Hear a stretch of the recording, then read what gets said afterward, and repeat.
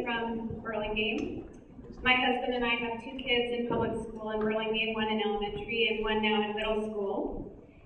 Public speaking isn't really my thing, but I was asked to speak to you tonight because I'm kind of a poster child for the kind of person who's joining this movement.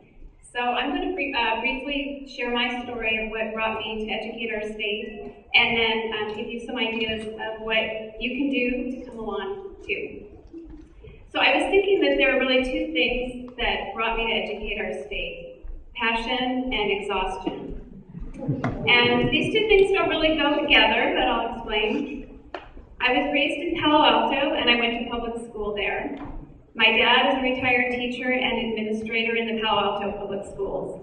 And I grew up in a home where the ideas and ideals of public education were a constant presence.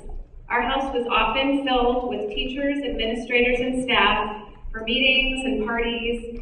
And I really revered all these people because they cared so deeply about what they were doing, and I could tell they cared about me as a person. So I was completely committed to public schools when my husband and I moved to Burlingame, and we dove right into the public school community, getting involved in our kids' school, just like many that you've heard from, and many of you out there, I'm sure. And I soon realized that things were very different from what I had as a kid in Palo Alto. And I quickly learned that the only way our kids were going to have even a part of what I had growing up in Palo Alto was to raise the money every year for basic programs. This is in Burlingame. So I put my heart and energy into raising money for not just our kids' school, but for our education foundation, for parcel tax measures, and for school bonds, because I'm committed to the idea that all the students in our community deserve and must receive an excellent education.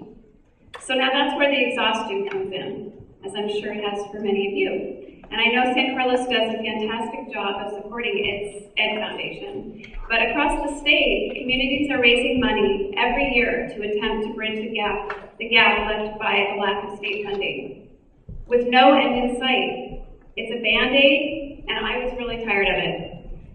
So I just got to the point where I felt that something bigger must be done to address the chronic funding problems, as well as the way funding is allocated. Parents and community members like me had to be heard. And I think the real tipping point for me was when I learned that 1 of every 8 children in this country is educated here in California. Think about what that means for our country. Even if you don't have children, if your children are grown, or if your children are in private school, this crisis impacts all of us, and we have to do something. So my energy and passion for public education were refueled when a friend forwarded to me an email about Educate Our State.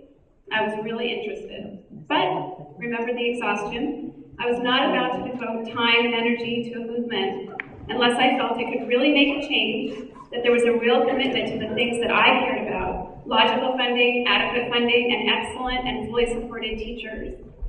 And I found that with Educate Our State. The first step I took was to attend a house meeting, or a house party as you've heard about, and I was really blown away.